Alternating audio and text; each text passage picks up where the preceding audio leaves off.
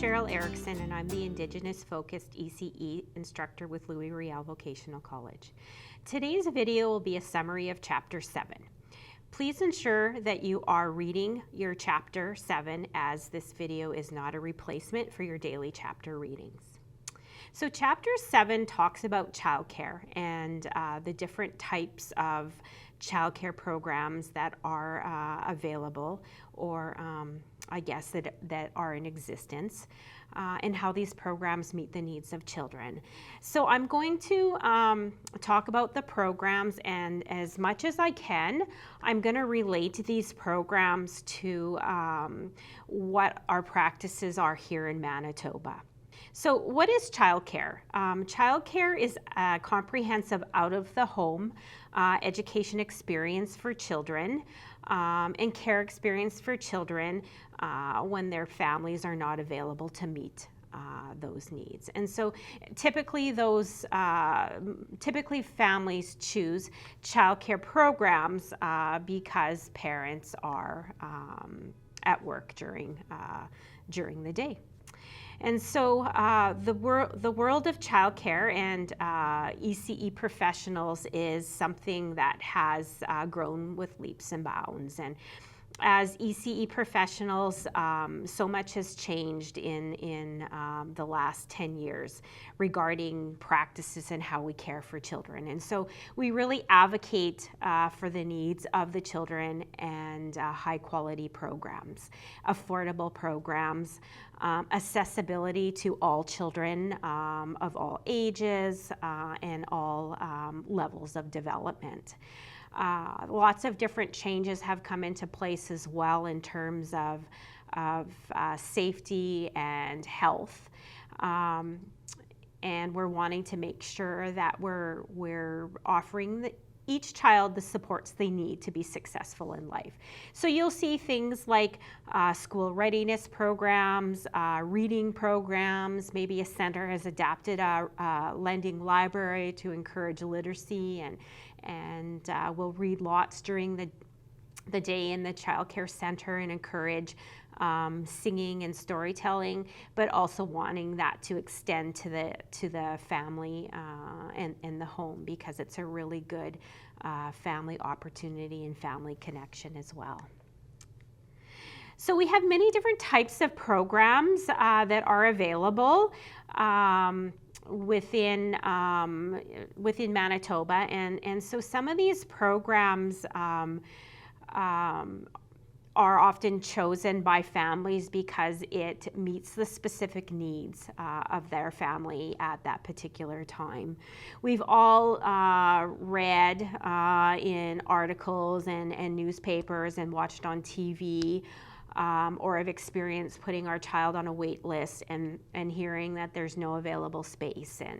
And so sometimes going forward into childcare, it's almost shocking that we can't achieve the type of care we want for our child, or that it's unaffordable. So the types of programs we have here are centers, or care in a home by a relative, aunt or uncle, or maybe cousin. And so it's you physically dropping off your child at aunt or uncle's for the day, and you're going to work. Family child care is usually in a community. It's a ECE by trade who has decided to open a center within their home and advertises and fills space within that community.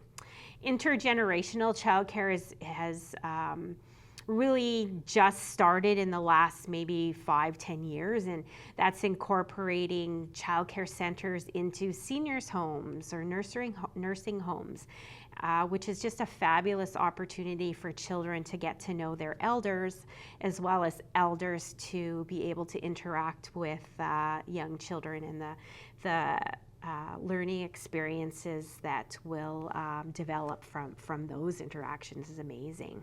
Center-based, of course, will be a structured building or community hall that will be licensed for a amount of children and different ages. And so staff will offer different types of programming and curriculum to meet the needs of families. And they'll have longer hours. So maybe a home daycare will be open 8 to 5, but a licensed center will be open 6:30 a.m. till 6:30 p.m. So it really meets the needs of a larger majority of parents who have different shifts or longer working days. Employer-sponsored programs are really popular as well, and those are businesses or organizations who have in-house childcare for their employees, and it'll be specifically for their employees. And that's just an amazing opportunity for you to go to work with your child every day and drop them off within the same building and be able to check in on them throughout the day. It is a fabulous opportunity. The Department of Defense or the military often has childcare programs within the different military bases or communities that program more specifically. They'll have more resources available to families, especially in the event where parents are out of the country or on a mission and are away from home. So it helps support the child that may be struggling with the absence of a parent. Before and after school programs, I think they kind of define themselves. It's during times when school isn't available, so before the hours of school and after the hours of school, and are usually located within the school. So it houses the child right within the same environment. They go to school and a daycare or their after-school program with the same peers. A really nice smooth transition from school and childcare as well. There's also a growing number of centers that are for-profit or owned by corporation or private individuals. These programs can be licensed, but they're not for profit. They don't receive any government grants, subsidies, disability funding, and they can, they can profit from caring for children, whereas a licensed nonprofit daycare, all funds go back into the child care center. So we'll go briefly through some of these different types of programs again. And so the types of childcare, relatives and friends, again, most common are actually grandparents caring for their grandchildren. Childcare center would be a non-relative. They'll have they're licensed typically. And will offer a variety of activities and curriculum throughout the day. Could be multi-age, so infant, preschool, or school age. Intergenerational, I briefly spoke about that, but again, that's incorporating elderly with children. And we know the benefits of that for both age groups is amazing. Center-based is very popular in Manitoba. There's center-based childcare centers usually in all parts of the city and all parts of the neighborhood, which is ideal for children to go to daycare within the community they live, and they end up going to school with the same children typically that they go to daycare with. YMCA is a very popular program here in Manitoba. YMCA has opened up programs in many elementary schools and licensed their programs and are offering care for mostly preschool and school age programs, a lot of before and after school. Employer, again, that's a site center. And the basis or the reasoning behind work site centers is that employees are more productive if their childcare needs are met. So why employers choose to do that is we're taking care of this of childcare. It's right here on site. You're welcome to go have snack with your children, check on your children throughout the day, easy access to your child, and they know that their employees aren't going to be worried about their kids all day long and will be more productive to that organization or business. Again, before and after school programs are huge, very popular. We know that the law is children cannot be left alone, I think younger than 13. So that would probably take the typical child to grade 6, maybe grade 7. So these programs foster a lot of opportunities for children to keep them busy, lots of construction, working on those critical thinking skills. Some centers offer homework programs or tutoring, which helps meet that child's needs. And it's also an amazing opportunity as well for families.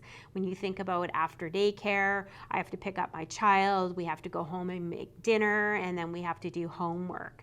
So that kind of assists the family in giving them opportunities just to maybe spend some time talking or playing a game or reading a book. Again, corporations have been, I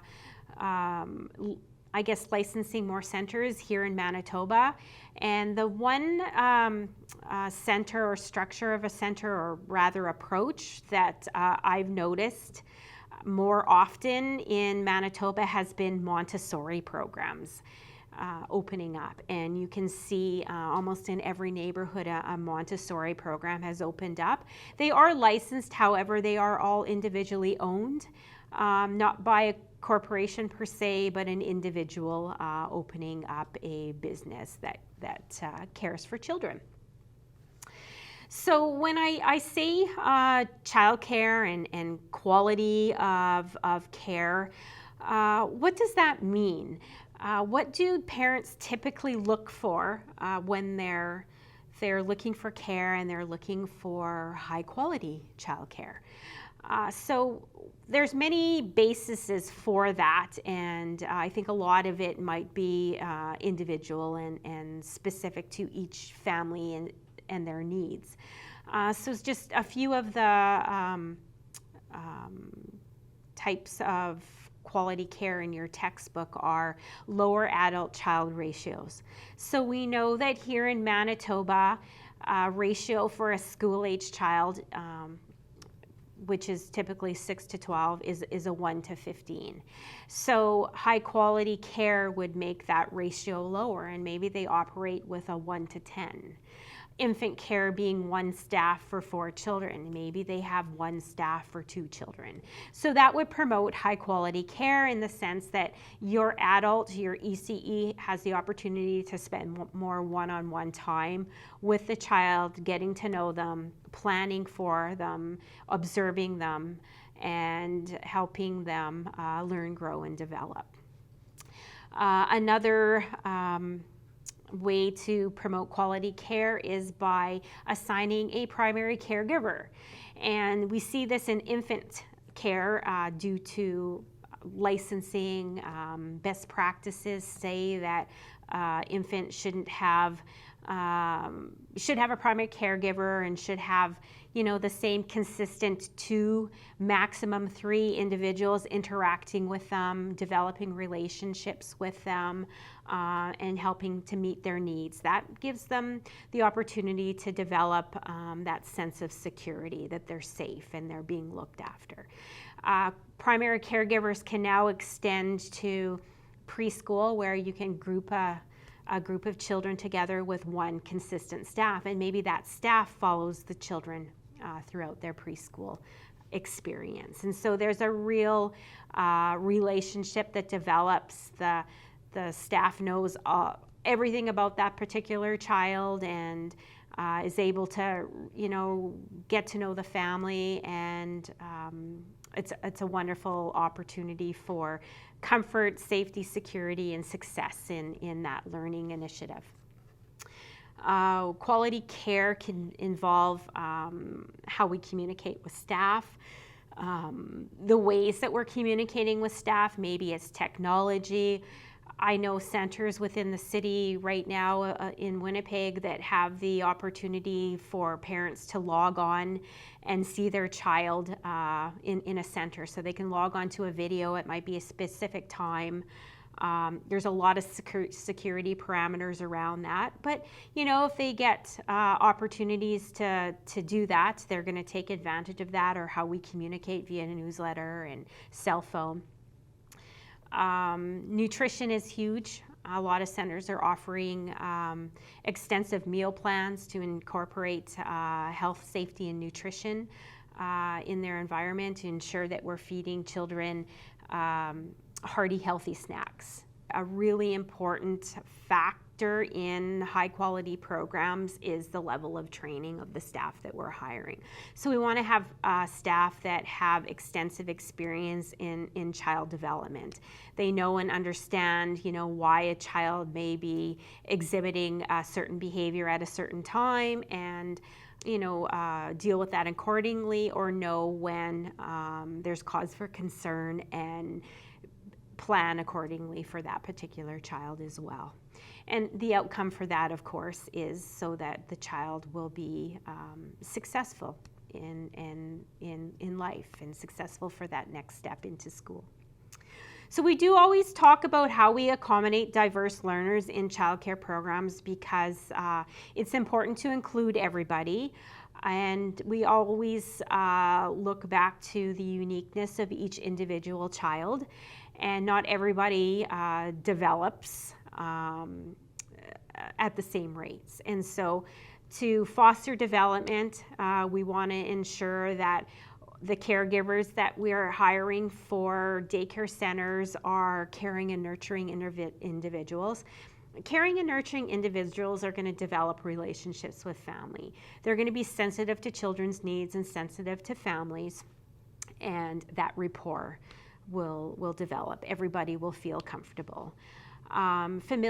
Being familiar with different types of cultures is important as well for making everybody feel comfortable, and trying to incorporate culture within your learning environment gives children that sense of security.